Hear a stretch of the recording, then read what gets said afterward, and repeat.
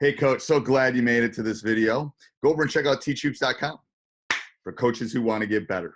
You won't be disappointed. 14-day free trial. What can I say? It's my business. Check it out. Thanks. Hey everybody, welcome to Coach Unplugged, brought to you by the great people over at teachhoops.com for coaches who want to get better. Go over and check it out. 14-day free trial. What I'm going to ask, especially if you're watching this on YouTube, I'd ask that, or even if you're listening to it on Stitcher or iTunes or wherever you're listening to this, go down, subscribe, leave some comments, tell me what you're thinking.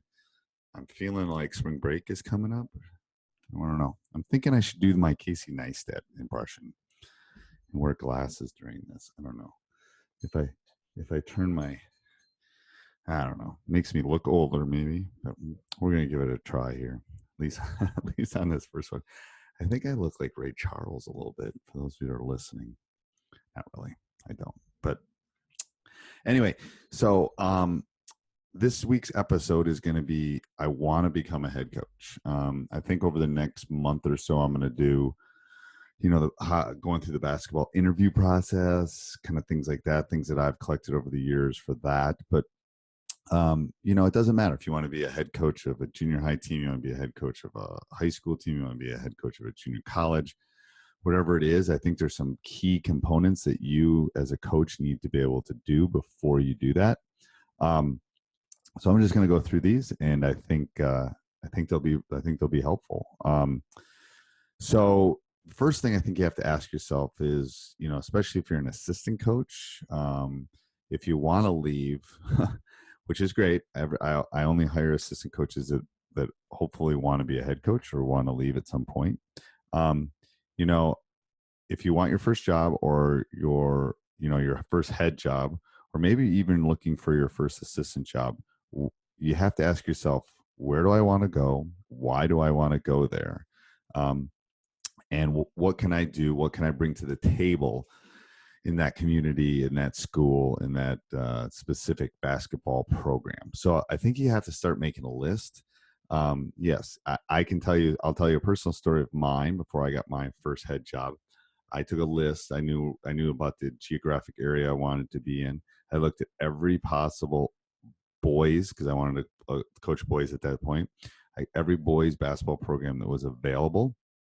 I took the list and I went through and went, nope, yep, that's a possibility. Ooh, I really like that one. And the funny thing is, the list that when I was done, there was probably 10 or 15 schools, and the school I ended up with was in that 15. So I think that won't always be the case. What I also tell people is, you can always go take a job. If you don't like it, you can always change it. You can always look for a better job. You can always look for a more supportive community, a more supportive administration, whatever it is, especially if you're in the high school ranks. If you're coaching AAU or you're looking to do something like that, you can always find another program. There's always people looking for good coaches. So that's the first thing. You want to become a coach. You got to ask yourself why, where, how, when. Those typical questions that you always ask. Has this community won before? Has it not won before? Why is the coach leaving? Was the coach fired? Was the coach not fired? Why, what's the salary? How are you going to do that? So all those questions you kind of have to work yourself through. And I know I did. We'll talk about this in either the next episode or the following one, where I actually have interview questions for you. I have things that you can, questions that you can ask, questions that they can ask back at you, a little mock interview process that I think is helpful. But, if you want to become the head coach, you have to ask yourself, what is it that I want? How do I want to go about it? I think all those are very important. Now, if you're thinking of getting into the high school level, I always tell people, do you have the proper certifications? If you're coaching in Texas or you're coaching in Wyoming or Wisconsin or something, are there specific coaching certifications that you need? I know USA Basketball offers a certification. I know The National Association of Basketball Coaches has some sort of certification or membership. There's all sorts of those kind of things that I think you have to get out. And if you're thinking of becoming a teacher, obviously you're going to be a teacher before you're a coach. You have to have the proper certification. You probably want certification in an area or a discipline that would be easier to get a job, especially in today's educational field. Cross-categorical teachers and things like that. It's definitely easier to get a job if you have some of those things. But do you have the proper education? I also tell people, if you want to be a head coach or you want to be a coach, you got to go out and coach. I mean, it sounds obvious, but if you at some point, if you want to lead the ship, you better be a mate on the ship first. So go out, volunteer. People always, I know I'm always looking for summer coaches. I'm always looking for people that are volunteering, people that can help at all my different levels, all of those things. Go out and coach. Go find a volunteer job, go find a summer job, find a youth program job, find something, because the way that you become a better coach is you have to coach. Yeah. Being an assistant is great. I'm taking these sunglasses off for those that are watching me. I feel like I don't know. Anyway. But no, go find a job and coach. I think that's super important. I'm just pulling out my notebook here so I don't forget anything. So I think that's super important. I also think, and this is the same in the business world. It's the same in educational field. It's the same in any field that you go to. A lot of times, you can tell some of the college coaches if this is true. It's who you know. It's not what you know. And obviously, they all know a lot. But you have to start networking. If you want to get a job, doesn't matter if it's at the junior high, the high school. The high school, maybe you're networking with the superintendent. You're networking with the athletic director. You're volunteering to be the softball coach so that you can maybe get in to be the basketball coach. Networking is very, very, very important. No matter what job you're in, you're definitely going to want to network, and you're going to want to make sure that you have those connections, because you never know what door. Who's going to open what door? I'll get it out. I can tell it's a Monday when I'm doing this.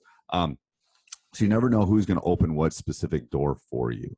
So go out, work camps. So I tell coaches, especially before your first job, go out and work camps, do as many as you can, network with other young coaches, because eventually one of those coaches might get a job. They might hire you, especially if you're thinking of the college level.